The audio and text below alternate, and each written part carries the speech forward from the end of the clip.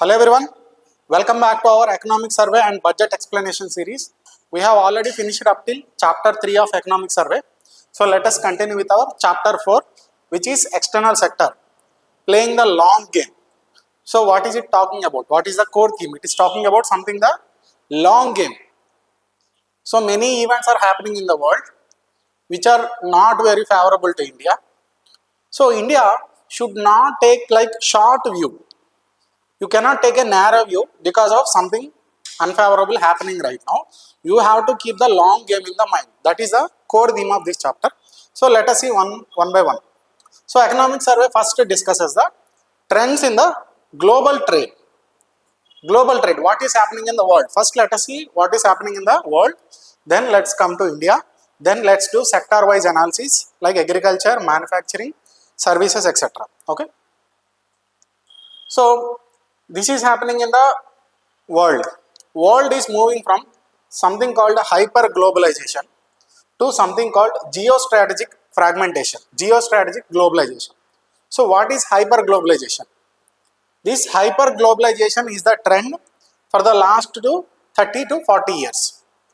Hyper globalization, that means globalization. What does globalization mean? Globalization means increased interconnectedness, increased dependence between economies and countries.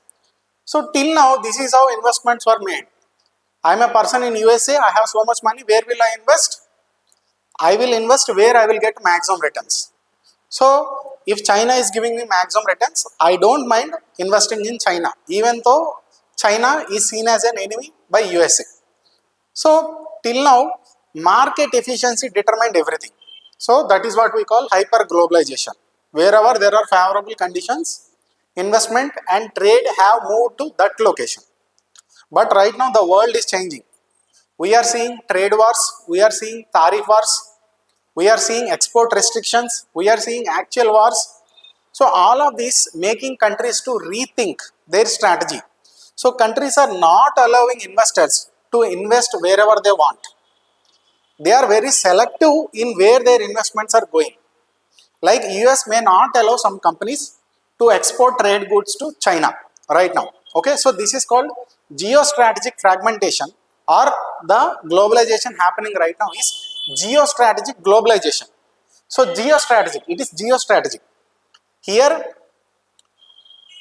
geopolitics, foreign policy and security requirements determine the globalization. So you can say the globalization is not disappearing, but it is restructuring from hyper globalization to geostrategic globalization. Okay. So what are the consequences of this? So the consequences we are seeing because of this is global trade is fragmenting. So global trade, now it is not free. We are seeing a fragmentation. There are different blocks. China and Russia are one block. North America is one block. So India, USA. So this is one block. Quad countries. So world trade is fragmenting. Then a new trend called friend shoring is being developed. We have seen in previous class also. So what is friend shoring? USA prefers doing business with its politically aligned friends, foreign policy aligned friends. That means European countries, Canada, and to some extent India. US does not prefer doing trade with politically not so aligned countries who is not seen as a friend, like China. Okay, so friend shoring means you are trusting only political allies, your friends, to do business. So you are mixing politics with economics here. Then another trend we are seeing is near shoring. What is near shoring? So again, right now USA feels more comfortable doing business with nearby countries like Canada and Mexico. So this is near shoring. USA does not feel safe in doing business with China, which is a far away country, even though China is giving best returns or India is giving best returns. So we are seeing two trends rising. Countries like European countries prefer to do business among themselves. So near shoring, friend shoring, two trends we are seeing right now, which are gradually increasing in today's world.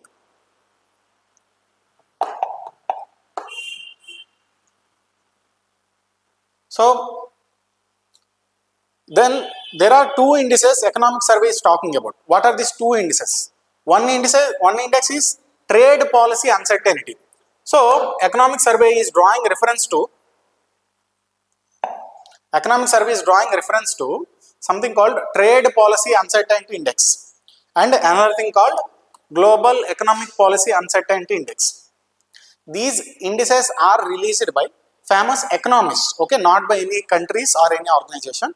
They are released by set of experts, economists. So this can be asked in prelims. Who releases it? A group of economists, mostly from USA. Okay.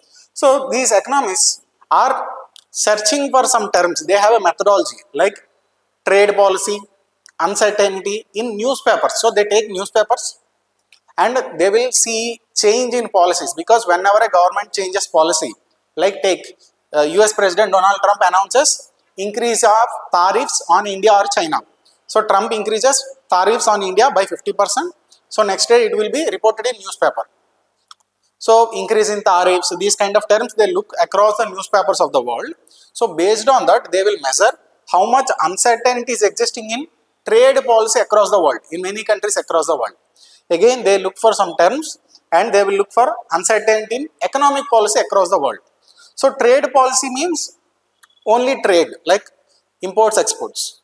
Economic policy means it is a broader term, like farming is included in economic policy but not in trade policy. Okay, so they are seeing two broad policy changes and they are measuring across countries and across time. Okay, so these show uncertainty, how uncertainty the world is. When something is certain, we will receive more investors. But when things are uncertain, when economic policy is uncertain, there will be less investment, there will be less business, less trade between countries. Okay, same with trade policy. So this trend shows whether investments can be done peacefully or not. And after this recent unfavorable incidents like trade wars, tariff wars, etc. and export restrictions, we have seen a peak in April 2025 in these indices. In April 2025, if you see the larger trend, see here, this yellow line is showing the trade policy uncertainty. This red line is showing the economic policy uncertainty. So both are rising in recent times. You can see this is organized month wise. So like in Jan 2025, this is the period Donald Trump was elected. This is the period of US elections and Donald Trump got elected. And he has taken office in January 2025. So right around when the world received the news that Donald Trump is going to the next president, around from this time, the world is seeing so much uncertainty in terms of trade policy and economic policy. Okay. And you can see the peak. You can see the historical high in this April 2025. So that is one thing economic service talking about. Now what is driving this uncertainty? Why so much uncertainty in doing business across the world? Okay. First one is weakening of multilateralism. So previously India used to have some strategic independence. India does not listen blindly to anyone. Whether it does business with Russia or USA, it's up to India. US is a bloc, China is a bloc. There are emerging countries in East Asia. So there are different blocs. Now we are losing this multilateralism. Now world is dividing into two blocks. US on one side, China on another side. So you can see countries like Russia are moving towards China. And countries like India are forced to move towards USA. Now USA President Donald Trump is threatening India. If you do business with Russia, I will impose tariff on you. So world is losing this multilateralism and moving to two poles like after World War II scenario. And another reason for this uncertainty is governments are using industrial policy as a foreign policy tool. So they are using industrial policy as a foreign policy tool. Like now Donald Trump is imposing tariffs on India. Why? Not because India is doing anything bad, but because India is doing business with Russia. India is having good relations with Russia, and Donald Trump says Russia is using that money to attack Ukraine, to do war in Ukraine. So it is a foreign policy objective, but the medium used is industrial policy. And competition for critical minerals. So we know critical minerals are very much important for semiconductors, electrical vehicles, modern day technologies, solar panels, etc. But the capacity to export critical minerals is mostly concentrated in China. China controls 90% of exports. Very few countries have these resources of critical minerals. Even India is very much dependent on China. US is very much dependent on China. So we are seeing a competition for these critical minerals. USA is forming many organizations, like recently there is a Pax Silica initiative USA has formed with other countries, in which India has also recently become a part. Okay, one of the objectives of Pax Silica is to gain critical minerals, okay, to form a clear supply chain, safe supply chain of critical minerals with less dependence on China. So all of these factors pushing world into uncertainty, okay. Countries are moving away from each other, they are moving into two blocks. Okay, what is the biggest impact of all of this? Okay, trade is reducing, investment is reducing, all that is fine. But one of the biggest impact is on emerging markets like India. Okay, if you see all the Western countries, developed countries, they were once not so developed countries, but for the period from 18th and 19th and 20th century, roughly 200-300 years, all these countries, UK, USA, etc., they have developed using this free market strategy, okay, using colonialism and free market strategy.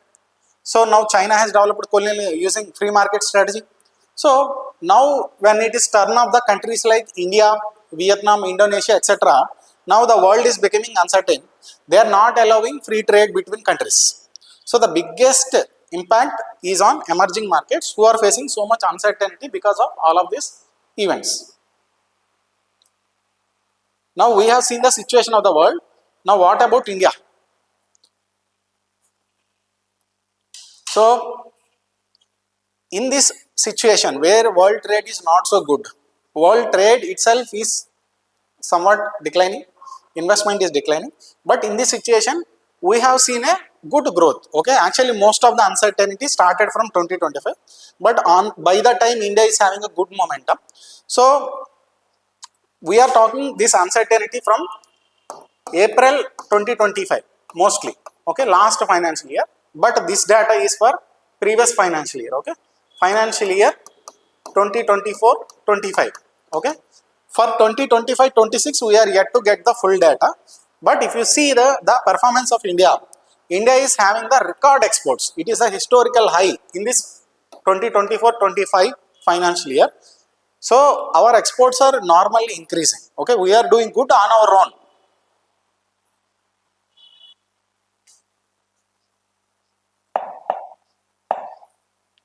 So on our own we are doing good. So let me tell you a brief background to understand the next slides about manufacturing, agriculture, etc. So you have to know which are the top exports and top imports of India. If you see the top imports of India, one is mineral fuels like crude oil, natural gas, etc. We need this mineral fuel so that our country can run. Then we are importing electrical machinery, okay, like this electrical equipment, transistors, etc. Then we are importing gems and precious metals. You can also say solar panels, etc. in this electrical machinery. Gems and precious metals. So India imports these raw diamonds and process those diamonds in centers like Surat and export them. Okay. And precious metals, we import so much of gold. Gold is one of the most desired metals and it is increasing our import bill. Then machinery, heavy machinery like cranes, etc. So we all of this electrical machinery and machinery we are importing so much, but the good thing is they are capital goods. They will be used in manufacturing other products which we use to promote our exports. Okay. Then organic chemicals. Again you see these are top 5 imports, but the good thing is pattern seems to be we are importing so much only because our exports are rising. So we are importing mineral fuels and we are exporting petroleum products. So we import crude oil, we refine crude oil, we develop various products with this crude oil and we export them. We import electrical machinery, we import normal machinery, then we develop many goods like engineering goods, then we export them. Okay, engineering goods are these advanced machines which will be used by other countries in manufacturing their things.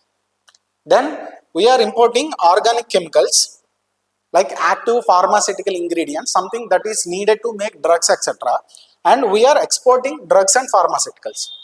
So even though our imports are a bit high, and these are top 5, there is a good pattern developing. We are importing things so that we can export many products. So if you see what are the top 5 exports of India, first one is engineering goods.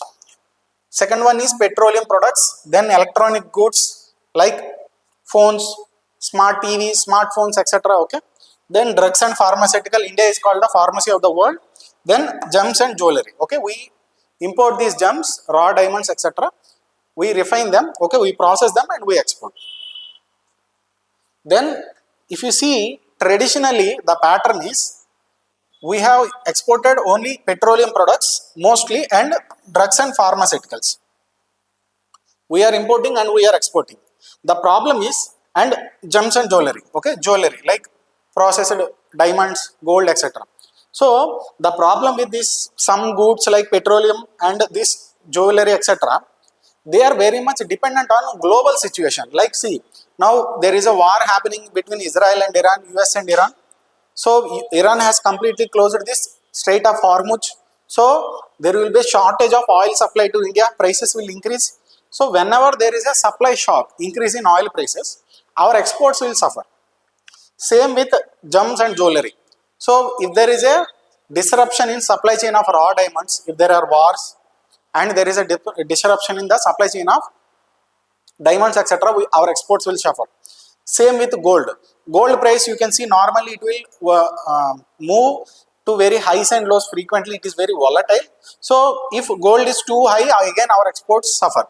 So there are some things that are not desired for in too much of exports. Share of these products we desire not too much. The share of these exports as share of total exports, as percentage of total exports, we need to reduce. We need to export more goods which are more stable, okay, like engineering goods, electronic goods, etc. Historically, we did not do that, but the good thing is these non-petroleum and non-jewelry goods are now increasing. So it is a good thing, okay. So one of the good thing economic survey is highlighting is that these petroleum and gems, jewelry, etc., which are very volatile, which are dependent on the situation of the world. Now we are share of these products decreasing, not imports, not exports, okay. Share means we are exporting more other goods which are seen more stable for employment, for continuous export, okay. So they are hitting a historic high, which is a good thing, okay. So our exports are seeing very good, okay. One of the main reason is PLI scheme, we will come to that, okay. So some sectors are seeing very good thing, okay. So you can see because of this PLI scheme, if you see the telecom, like telecommunication imports means we are talking about substitution of imports. Previously we used to import so much of rotors, antennas, this telecommunication equipment, but now we have reduced dependence. Previously we import so much from China, but right now most of these products, rotors, antennas, etc., we are manufacturing in India itself. So PLI scheme, you can say, is showing some positivity. We will come to that PLI scheme again, but it is a very important thing for this year prelims. If you see in last year mains, PLI scheme has already been asked, and there is so much discussion on PLI scheme in the economic survey. So PLI scheme becomes very much important for this year. So one of the good things happening in the present world, so much uncertainty, how we are dealing with it. One of the things happening to our exports is that we are diversifying our destinations. Previously, most of our products we are exporting to USA like textiles, these gems and jewelry, etc. Now we are diversifying them because USA is imposing so much tariffs on us. USA has become a less favorable destination. So we are moving to other countries like UAE, Hong Kong, Vietnam, okay, Poland, Spain, Germany, etc. So we are diversifying our export destinations. This is one coping mechanism of India to deal with the existing uncertainty. Okay, we are seeing this diversification in gems and jewelry. Previously, we used to export so much to USA. We are reducing now. Marine exports, shrimp, fish, etc. So much of exports we are doing to USA till now, but now we are diversifying to other countries. Same with the textiles, etc. So many products we are diversifying. Okay, that means we are not dependent on any one country too much. So even if things go wrong in one or two countries, we have dependent on USA so much, but USA is imposing tariffs. So that is a risky scenario. So we are diversifying, means even if there are unfavorable conditions in one particular country, it is okay. We can withstand that. So another thing India is doing in recent times, okay, with a goal of diversifying its export destinations is India is making so many free trade agreements, okay. In the last 5 years, so many free trade agreements were made with many countries, okay, with United Kingdom, UAE, etc. Very recent is India European Union free trade agreement. So all of this becomes very important to the prelims exam, especially EU FTA. Then just 2 days back, we have started negotiations with Canada also for a comprehensive economic partnership agreement, which is a form of free trade agreement. Okay, so this is one thing India is doing. India is doing business deals, FTAs, with many other countries, so that it can have more exports to more destinations. So there is another index, economic service highlighting, to show how much potential India got. So whatever we are doing right now, it is good, but still there is so much to do. Why, sir? Because there is something called economic complexity index. Economic complexity index, and what does it show? How complex is your economy? To how many countries you are exporting? How many goods you are exporting? How unique exports you are doing? Like now I told you, exports of critical minerals is 90% from China. China has this capacity of the total exports happening across the world of critical minerals. 90% comes from China. So it is so unique, so dependable. Even if US is angry on China, it cannot do anything. There is no alternative as of now. Same with India for many things when it comes to China. India may not be having good relations with China, but the reality is that for many imports, India cannot replace China even now. So this shows the complexity of economy of China, the uniqueness of China exports. So when you measure a country by the diversity of its exports, it is called economic complexity index. How much it is doing. There is another thing, okay, there is a concept of potential in this economic complexity index. How much potential a country got? Potential, how much it can do. In the ideal scenario, how much it can do. If you see the potential in number of potential, in the ranking of potential, India is second rank. So after China, China is in potential terms, China is number 1. In potential terms, India is number 2. So among all the countries, if India is in ideal situation, it can export so many products to so many destinations. So India has lots of potential. Like India can still develop itself in semiconductors, in high value products. Okay, but India is yet to develop. The reality is that, so if you see the reality in economic complexity index, I think Japan is number 1. So India is very underutilizing its economic capacity. We are still not exporting as much as we can. So real rank is 44. Okay. So one of the suggestions economic survey gives to realize our full potential is that we need to shift from mid technology manufacturing to high technology manufacturing. So what does mid technology, like normal car, take normal car. So India is producing so many cars, automotives, etc. When you produce normal cars, it is mid technology. When you produce very high cars, okay, very rare cars like Bugatti, Benz, etc., Audi. So when you produce high quality cars which gives high profit, it is high technology. Okay, again semiconductors, all of these are very high technology products. Okay, so you need to move from mid technology manufacturing to high technology manufacturing. Another example of high technology manufacturing is aircraft. Okay, if you see, very few countries in the world right now produce aircraft, okay, mostly from USA. Very few countries across the world have this technology to develop full aircraft, aeroplane. India does not have this technology to develop fully airplane on its own at competitive cost. So you need to move towards those high tech which gives your export, which gives you the opportunity to realize your export potential. Okay.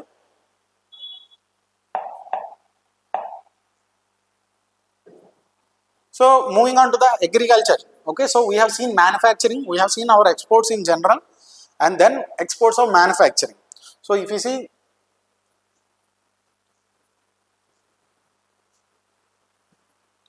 so this is exports in general, full view. Then we are talking about manufacturing. Okay, this is merchandise, means all type of exports. Okay, both manufacturing exports and agriculture. But here we are talking about manufacturing exports. Okay, again. Okay, here we are talking about manufacturing exports. Now come to the agriculture exports. So if you see agriculture exports, first of all, India is exporting around some $51 billion. It is the same scenario for the last 2 to 3 years. So if you see 2023, 2022, 2023, this financial year, our exports are around $53 billion agriculture exports. Now last year slight decrease, this year slight increase. But more or less we have stagnated around this $50 billion. But economic survey says, sir, you have stagnated for the past 2-3 years, but you have to understand agriculture is one of the low hanging fruit. It is very easy to improve exports in agriculture sector.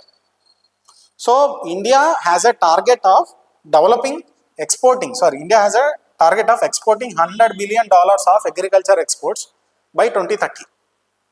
Okay, and economic services, it is not difficult to achieve, it is very easy to achieve. But why we are not seeing that export? Okay, if you see, India is the second largest producer in agriculture products across the world. We are the second largest producer. But if you take our share in global exports, it is very less, 2.2. 2.2. That means countries who produce less than India still exporting far more products than India. Okay, many countries. Why is this is happening? So economic services, sir, it is happening because you are importing random restrictions. Like government is doing many things in India to especially to control inflation, like export bans. So whenever there is a worry in the government, onions price will be increased in the country. So it depends on internal supply and demand. So if there is a shortage of onions in India, for example, it can be of rice, any rice, okay, export wheat. There were ban on imports wheat also, onions, etc. So let's say onion supply for some reason has reduced and onion price is increasing. Government is worried because for politicians, how ordinary people feel is very important. So ordinary people will feel this pressure of increasing onion prices and they will blame the government. So government is worried of this increase in prices. So what government is doing? Those people who are doing exports, government is putting restrictions on them. So I am exporting onions for the last 2 months. Okay, my business is good. Somebody has placed a new order the next month. My business is increasing. I am happy. But because I am exporting more onions to the other countries, supply inside India is reducing. Prices inside India is increasing. Government is worried and government is putting a restriction on me. You cannot export. What will happen? Will international buyers now trust me? No, because no one knows when government will impose ban or not. So we will lose the trust here. We will lose the foreign market, which is very important for us. Okay, one of the reason is export bans, export prices. They are putting prices very limits on our export prices. You can export only at least of this much, etc. Okay, then we are changing tariffs, the tariff, customs duties, importing, exporting duties on these products, etc. So because of all of these temporary government measures, mainly to control inflation, we are losing our export market. Okay, so economic services, sir, you need to use other kind of strategies, not these kind of random export bans which deeply hurt our export market. Once you lose the foreign buyers, once you lose their trust, it is very difficult to earn it back. So what government can do as an alternative? Because government wants to control the prices, okay, it does not have any problem with export, its problem comes with the prices of the goods. So you maintain buffer stocks. We are already maintaining buffer stocks using Food Corporation of India for many products, which will be further distributed as a rations under public distribution scheme, PDS. Okay, so if you are worried about some particular aspects, you use this buffer stock strategically. Then you use price stabilization funds. Okay, like you are worried, common people will feel the increase in prices. So use this price stabilization fund to give money to the people or through some other way. Then public distribution system, you manage PDS effectively so that prices in India will be reduced. Okay, so government has some capacity to manage these prices other than export bans. Okay, this is what economic survey is suggesting. And there is one more suggestion. India also needs to increase high value processed foods. Okay, so you put more focus on processed foods instead of raw exports. Okay, don't produce just not, don't export normal rice, convert into some high value packed products and export it. It will fetch you more money. Okay, so our export products will increase.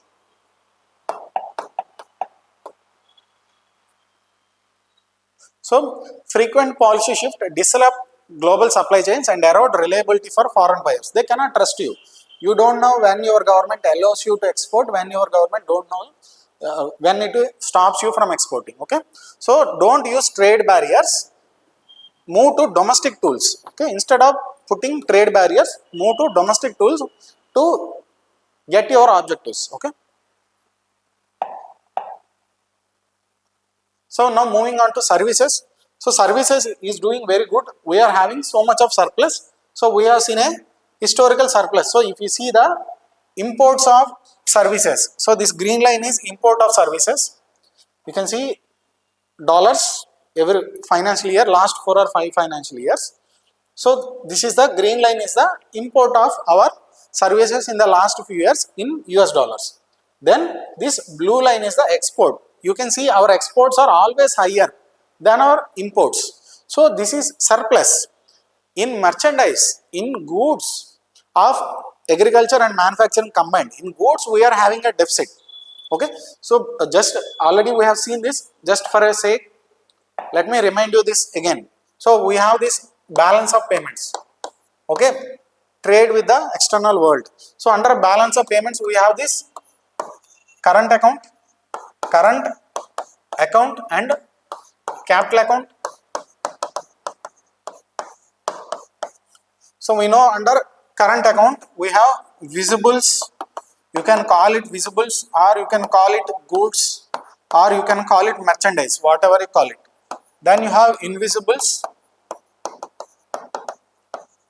So under visibles or goods, which includes both agriculture and manufacturing exports, you are importing some goods and you are exporting some. So when you are importing, you have to pay the money.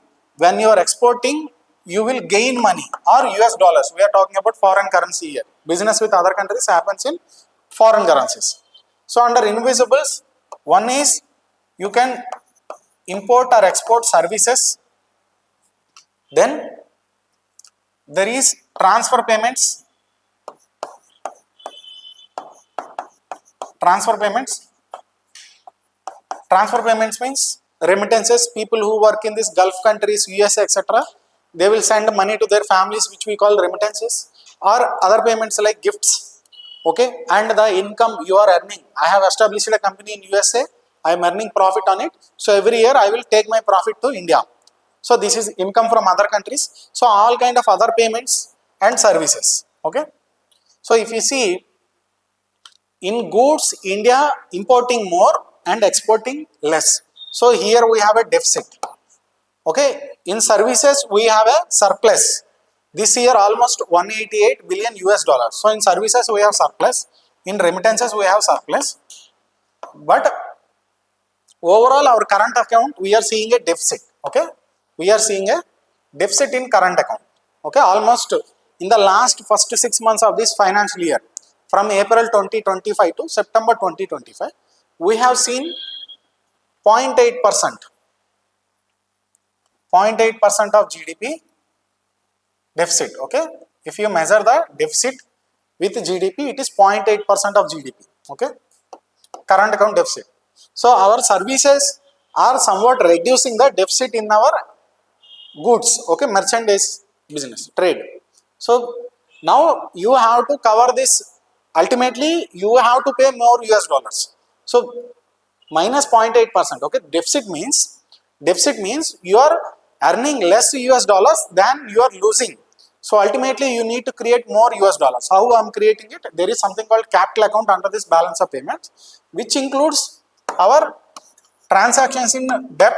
So you can borrow currency from other countries for investment purposes, or foreign investors can invest in your country voluntarily, okay, using FDI, FPI, etc. Okay, investment. I am talking about investment.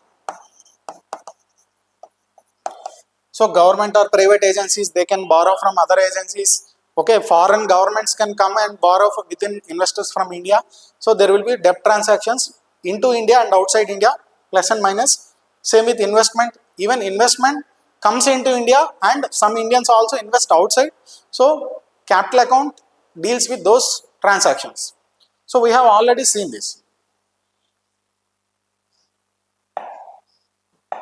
Now we are talking about the particular services under these invisibles. Okay, now hope you have understood the context. So here the difference is almost $188 billion. So you can see here there is a consistent trend of increase in services surplus in the last few years. Okay, in the last 5 financial years, consistently services exports are increasing, services surplus is increasing. Okay, this is a very important trend. So services is the main engine of our growth. And what is the main reason within the services? So there is a trend called GCC, okay, Global Cooperation Centers. So there is a trend called GCC, okay, Global Cooperation Centers. You please read it. Global Capability Centers. You please read it. It is very important static topic for the prelims. So Global Capability Center means foreign companies establishing some important branches in India, okay, like for research and development, for managing their finance, okay, for storing their data, etc. So GCs are very important, very important. They are not ordinary these phone call centers, etc. No, they are very important for the company. So and they will give so much of employment to the host country like India. So there are many GCCs, like there is GCC of Microsoft in Hyderabad. So there is a trend in this Global Capability Center, and this is the one actually driving our services also. Okay, so traditionally it was only software industry. Now you are having a business service which is GCC. So software service, traditional driver. Now you are seeing a driver in the form of business service which is GCC. Okay. So services are also good. Manufacturing rising, so much we can do. Agriculture stagnating, still we can do. Okay. So this is sector wise analysis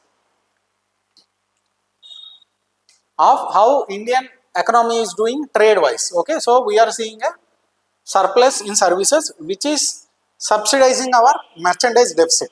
Okay. Now let us come to the PLI scheme. So the growth in exports, we have seen the historical rise in exports. The growth is attributed mostly to the PLI scheme, okay, Production Linked Initiative scheme. So in 2020, after COVID, government has came up with this scheme of PLI scheme for many sectors like advanced chemistry cells, pharmaceuticals, semiconductors. So government has given this Production Linked Incentive scheme. For static, this is very important topic. Please read this scheme in detail. Okay, so they will give some incentives in the form of some percentage funding in terms of incremental revenue, incremental sales. So you can see this PLI scheme is resulting in a very good trend. See how various sectors are performing after this PLI scheme. See, this is represented as a 4 quadrants. So how imports of that particular sector is performing, whether they are increasing or decreasing. How exports of that particular sector, whether they are increasing or decreasing, are represented here. So if imports and exports both are increasing after PLI scheme in a particular sector, like you can say medical devices or IT hardware, etc., you will be put here. If exports are decreasing, imports are increasing, which is less desired. See, what is a good thing for economy? If you see imports, we want to be reduced, exports we want to increase. So this is the most desired quarter, okay, most desired quadrant. If you see exports decreasing, imports increasing is not desired for any country. So this is the least desired quarter. Increasing both exports, imports is okay. This is represented in this quadrant. Here you will see both negative. This is also not desired. Okay. So now what is the actual situation after PLA? How industries are performing? How various manufacturing factories are performing? If you see, telecom has benefited most from the PLA scheme. Its imports have decreased. Imports have decreased. Import growth is negative, which is a very good thing. That means we are producing more things which we need as raw materials. We are producing inside India, but our exports are increasing in this telecom sector. So these Wi-Fi routers, antennas, etc., fiber optic cables, etc., we are producing within India. So this is a good thing. If you see other sectors also, there are no sectors in this negative quadrants. So only second best thing is this quadrant, and all of the remaining sectors is here. You can see there is an increase in export for all the remaining sectors also, even though there is some import growth also. So when import growth is accompanied by export growth, it is okay, it is acceptable. So most sectors are being benefited by PLI scheme. So you can see here. So that is why PLI scheme becomes very, very important for this year.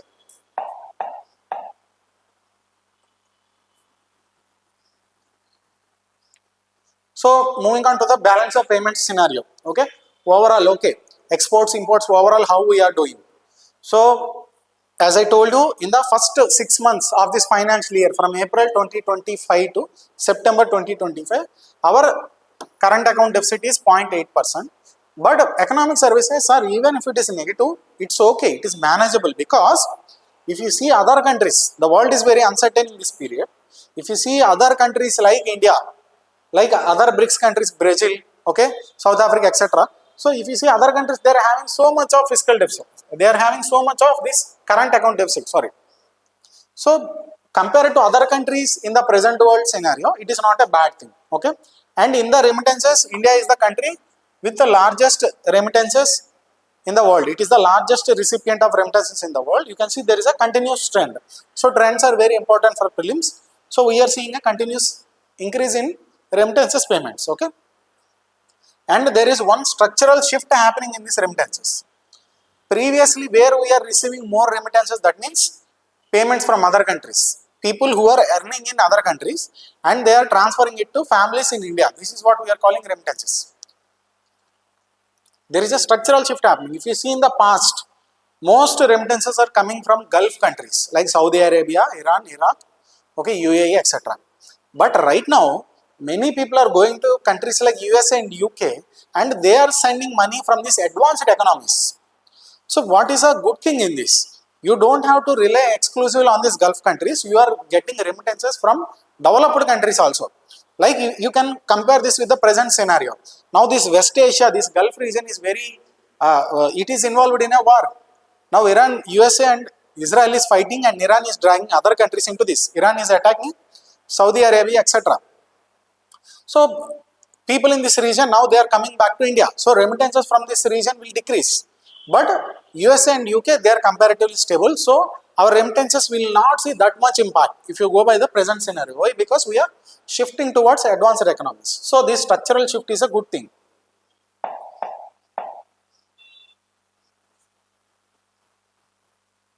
So you can see here, global FDI, as I told you in the beginning, because of the present situation, global FDI is normally falling. Okay, over the years, global FDI is falling. So this data is given by a UN agency. It says in 2024, even not this financial year, even 2024, global FDI has fallen severely. Okay, see, this is, there are multiple reasons for this. One thing, I will come in the next slides also. One thing is increase in technology of artificial intelligence. Many American citizens, many American wealthy people who used to invest in other countries like China and India, now they are investing in their own country because there is a rapid growth in artificial intelligence. Okay, so that is also one of the reasons for this fall in global FDI. Okay, but still India is having a good growth. So in the previous financial year, in the 2024, in the same situation, we have seen this $81 billion FDI. Okay, $81 billion FDI. So which is very good.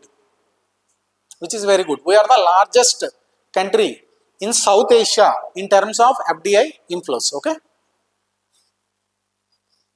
and you can see here, if you see the countries giving highest returns on their investments.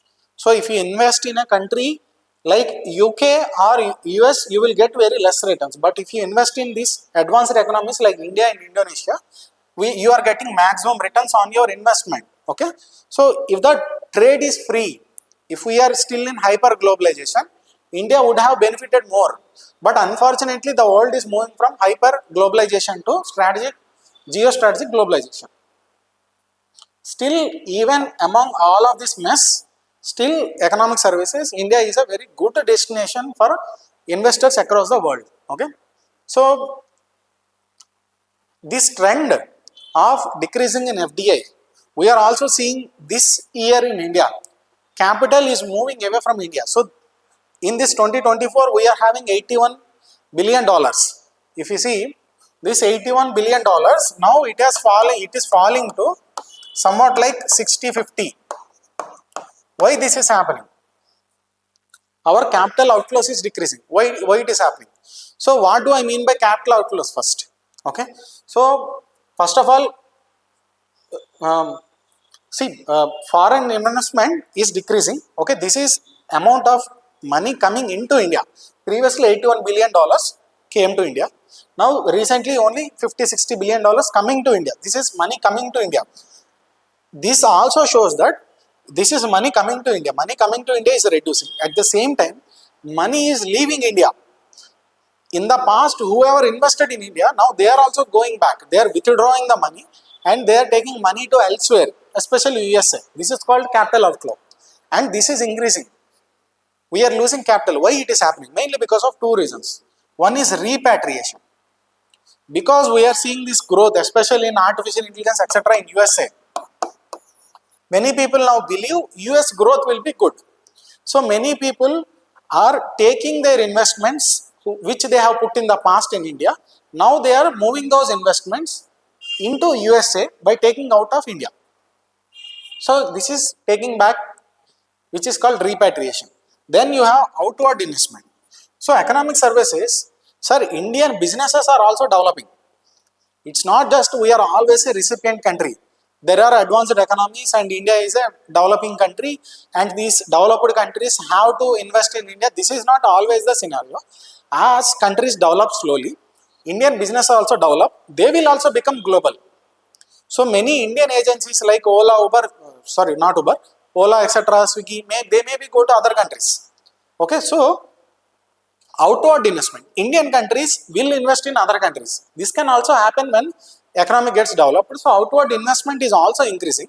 That is why you are seeing more capital outflows. Okay, see, there is a graph given in this economic survey. So they are talking about something called a concept. This is an economic concept. Investment development path. Investment development path. What is this investment development path? Any country, as per these economists who have developed this IDP framework, it is developed by Dunning and Narula. You can see here.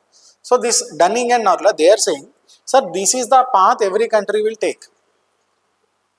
Initially, when it is developing, this is net outward flow. So when country is receiving more investment into the country, graph will be low. When country is putting more investment in other countries, that means investment coming into my country is less than investment my people are putting in other countries. In that kind of situation, graph will be above. So what is this investment development path? When country in early stages of development, it will receive more investment. It has to receive from other countries. It needs investment. Its people are not enough to put investment. So till these years, India is in this stage 1, stage 2. Currently, India is in stage 3. You can see the graph going high. So we are still receiving investment, but investment by Indians in other countries is also increasing. So we are moving towards stage 3 and stage 4. So when countries move beyond stage 3, the investment coming into the country will be less than the investment going from the country to other countries. So outward flow will be positive. Okay, slowly it will stabilize. In the longer term, it will be more or less equal. Okay, so this is a concept of investment development path given by Dunning and Narla.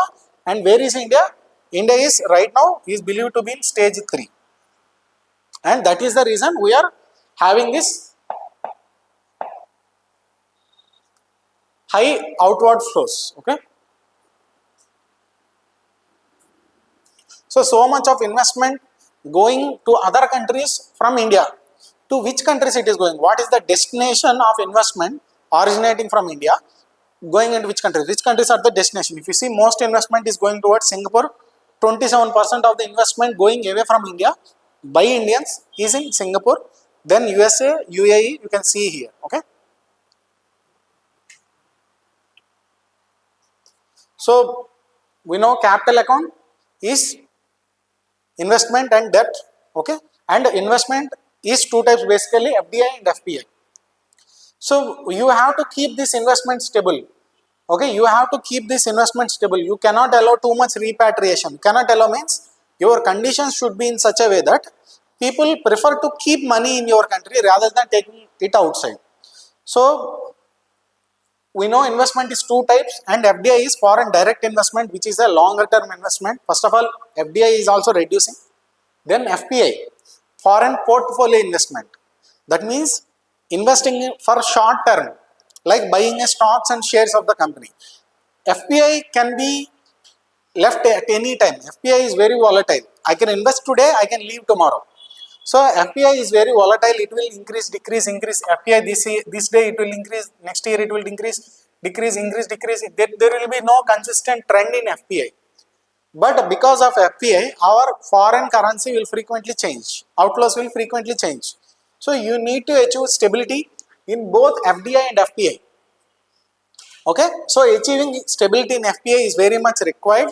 So here economic survey brings out two initiatives by RBI. RBI recently has taken some initiatives called voluntary retention route and fully accessible route to stabilize this FDI and FPI. So first one I am talking about FPI. So voluntary retention route means you invest in some company in stock, shares, etc. Whatever you do, okay, it is FPI. So RBI is encouraging these investors to voluntarily retain that FPI. Don't invest today. You have got 10% profit. Don't exit. You voluntarily keep it. RBI will put targets like 2 years, 3 years. Okay, if you voluntarily keep your investment, you come forward to me and you promise to me voluntarily. I'm not forcing you. You are free to do or not free to do. Not free to choose, free not to choose. You come to me and promise me that you will keep this investment which you have made in stocks of this company for 3 years. I will give you some relaxations, some norms. I will remove some limits which are applicable to other investors. So I will give you more freedom. Okay, this kind of initiative is called voluntary retention route to encourage stability in the FPI, to keep more people continuously in the FPI. Same, another one is fully accessible route. This is especially in government securities. So we know government also issues bonds. So government securities. So there are a lot of restrictions right now for foreign investors. If they want to invest in government securities, you can only buy this many. You can buy only in this period, this many in this period. These people are not allowed. There are too many restrictions. But right now they are relaxing those restrictions and making these government securities fully accessible to these foreign investors. So this is called fully accessible route. So these two initiatives taken by RBI is one of the reasons to achieve some kind of stability as per economic survey, some kind of stability in this FPI. Okay, and economic survey also highlights one challenge. There is one challenge, sir, in achieving stability in this FDI FPI. You have to face competition from these connector countries. You think now because China, other countries, Western countries are not seeing China as a favorable country, you think all the investment which was traditionally made to China will come to you. No sir, that is no guarantee. There are some other countries called connector countries like Vietnam, Mexico, Indonesia, etc. these countries can act as connectors. What connectors means? Now we have two blocks. Block led by USA, block led by China. So previously it was hyper globalization, free flow. No need of any connector between them. US investor can directly place in China investment. China. But now we are seeing a geostrategic globalization. World is dividing into two. Now US investors cannot freely invest in China. What they are doing? They are using a connector economy like Vietnam. So what they do? Like China, let's say there is a phone assembling company in China. Now US is putting restrictions. US will not directly allow exports from China to USA. Like USA will put some tariffs, some 50%, 60% tariffs if it is coming from China. So no free business, no proper investment. Now what they can do? Same components, whatever they are assembling. Let's say they are assembling a car. All the parts of the car, instead of assembling in China and moving to USA, all the parts are made in China. But they will move to Vietnam. In Vietnam, they will only assemble. And now this product came from Vietnam, not from China. But all the products are China. Not whole car is being made in Vietnam. So there are some countries which are rising as connector countries. Now they are allowing a bypass mechanism for these investors who want put investments in China and export from China, etc. So there is a bypass people are taking in this geostrategic globalization scenario. So economic services, you need to face competition from these countries, from these connector countries, which are doing many initiatives to gain that advantage. Okay, like countries like Vietnam, Indonesia, they are coming with so many new initiatives to get that advantage over India. Okay, now competition from this is one serious challenge in stabilizing our FDI, FPA. So now what is our external scenario? Like what is our forex scenario? How much buffer we have as of now? So India has huge forex reserves, which is a very good thing. Our forex reserves are 701 billion, which covers our 11 months of import. So that means even if we are not exporting anything right now, some crisis happened, India cannot export anything to any country. Even then, for 11 months, we can bear our imports with the money we have right now. And in these foreign currency reserves, we know foreign currency reserves are usually consisting of four things. When I say forex reserves, okay, foreign exchange reserves, not foreign currency. When I say foreign exchange reserves, it consists four components, forex reserves. One is foreign currency. Foreign currency is only one component of foreign exchange reserves. Then there is gold. Then there is SDRs issued by IMF. Then there is reserve transpositions again issued by IMF. Okay, these two you will read in static economy as tools of IMF. So these four together form foreign exchange reserve of a country, and you can see here our foreign exchange reserves, there is no consistent pattern, but generally they are increasing. Like in some years we are seeing a slight dip, but generally there is increase. Right now we have almost $700 billion. So it covers 11 months of imports, and which is the highest? Highest is the currency, foreign currency like US dollars, okay, UK pound sterling, etc. Then second one is gold. You can see gold. So SDR and reserve transposition are very less in size. Most of our forex reserves are currency. Okay. So, but you can see a strategic diversification here. So even though gold is less, you can see the increase in size of the gold. So we are gradually increasing the size of the gold as a part of our foreign exchange reserve. So we are increasing gold. RBI is intentionally increasing share of gold. So RBI is preferring to keep gold rather than foreign currencies like US dollars. Okay. So there is a debt concept. I will come to that.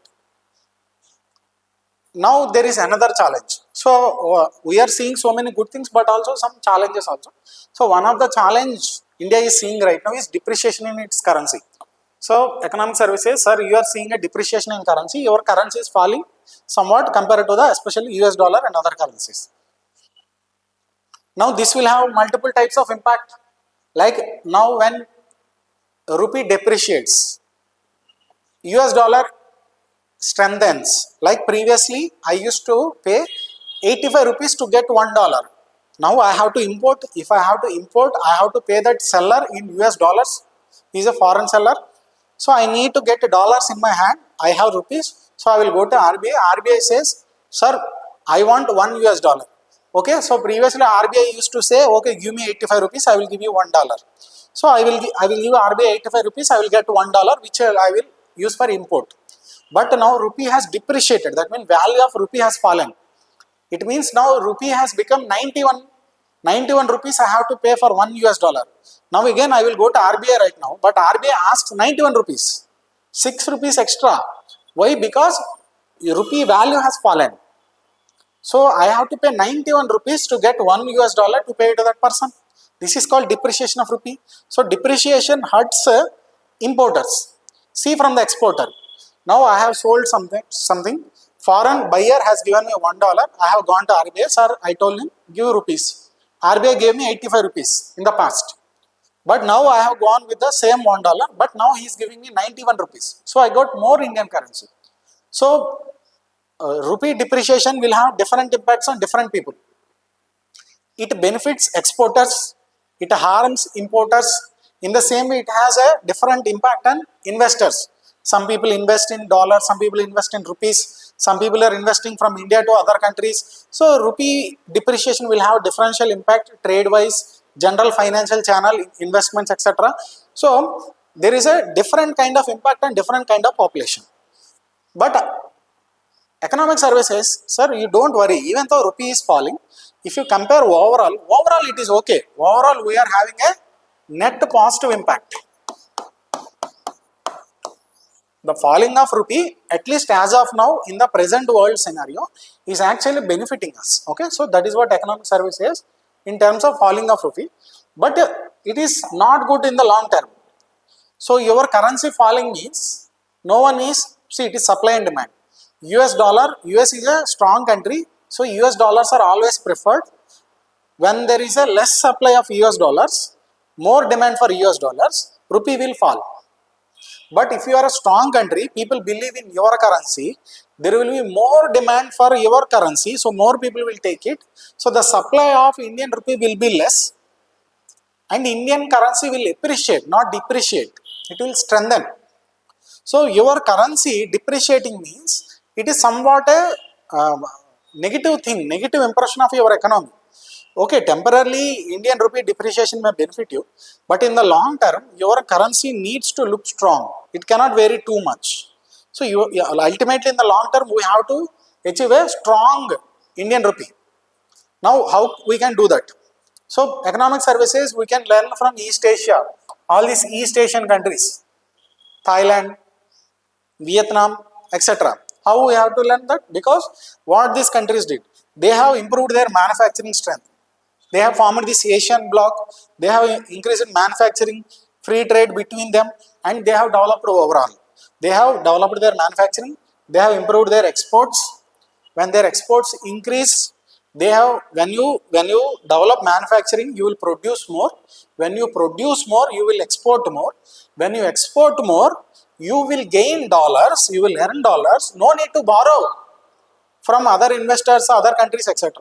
So your rupee will always be strong because you already have enough supply, you are earning more dollars. So your currency will increase. There will be a decent optimum balance between your own currency and foreign currency. You can see this is a common thing across the economic survey in all chapters. So this is the long-term solution to stabilize Indian rupee. So for every problem, economic survey is coming up with one solution also. Now we are moving towards the end. This is the last concept. So what is it? Now here we are talking about external debt. Okay, external debt and net international investment position. What is this? Net international investment position. See, international investment position. See, this is how it is calculated. So NIIP means assets of a country minus liabilities of a country. So many people will come and invest in India. Many people, many organizations will give loan to India. All of these are liabilities to India. So people who invest in India, someday they will take back their investment. Every year they will take back their profits. India has to pay to them. It is a liability. Indians going outside and investing, Indians giving loans to other people is our asset. Because we will get money from other countries in the future. So the difference between assets and liabilities of the country overall is the net international investment position. And you can see here, we are a net debtor country. Our overall position in the NIIP is minus 8.7%. That means our liabilities to the world, is more than our assets from the world. So you can see here, but economic survey also says that even though India is having a like negative NIIP, it is not a bad thing. If you see the world, so there are some countries which are net creditors, like Germany having more assets outside than the liabilities it has. Okay, so you can see countries like Singapore, China, Japan, etc. They are having advantageous position. They are net creditors to the world. If you see countries like USA, they are net debtors. So USA has so much of liability than it has. Okay, here you can see many countries. India is also in the middle. Okay, this is a different financial year than shown here. Just to see the trend, the situation, the position of India in the world. Okay, so India is a net debtor country, but it is not too bad compared to other countries. India is okay, doing okay. Okay, so what is the solution to all of this problem? So let me also just tell you about this debt of India has. Please do not confuse. There are different figures we are discussing at different places. Like if we talk about the debt, first of all, external debt. Okay, external debt. First of all, if I have to calculate this total debt, not just external,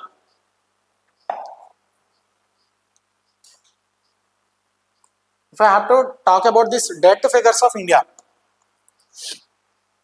total debt by all the government, state government, central government, and also all the non-government, private, individual citizens, etc., both from India and outside of India. Total debt, all the debt taken by all Indians, including the government together, it comes around 160, 170, 180% of GDP.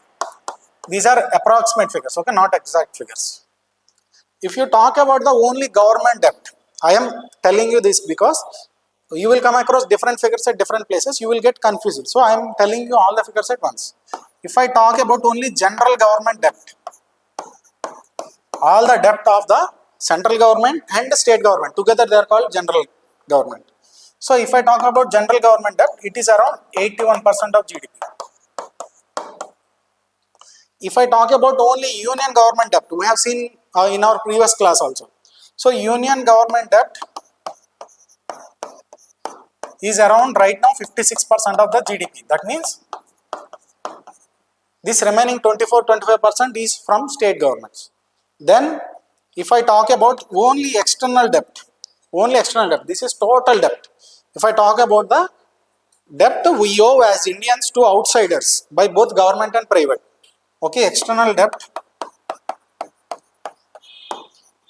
is roughly 20% of GDP.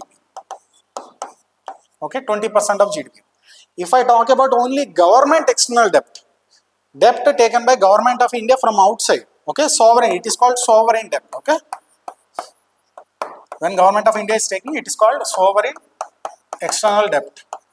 So it is roughly 4%, 4.1, 4.2, okay, 4% of GDP.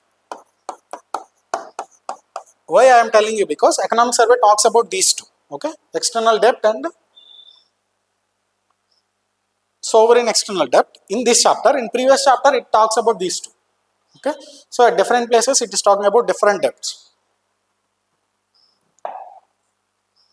So you can see the situation of India here. Okay, so overall, our debt and investment together is more than the debt and investment owed to Indians. So our liabilities are more than assets. Okay, so over the economic survey, we have come to many problems and solutions, but what is the ultimate solution in terms of our economic problems? So this is a common theme across throughout the economic survey. The only way is that you should develop your manufacturing sector, And with the manufacturing sector, your exports will increase. You will export different items to different countries. You will diversify your exports. Some countries will depend on you. Your economic complexity will increase. Some countries has to depend on you. They will have no choice. So they cannot dispense you. You will become strategically indispensable. You become part of the global value chains. So you become very important to the world global trade. And that is the only way India can ultimately achieve its objective. Okay. So this is the whole summary of the chapter 4. So let us stop here. We will continue our next video. Thank you.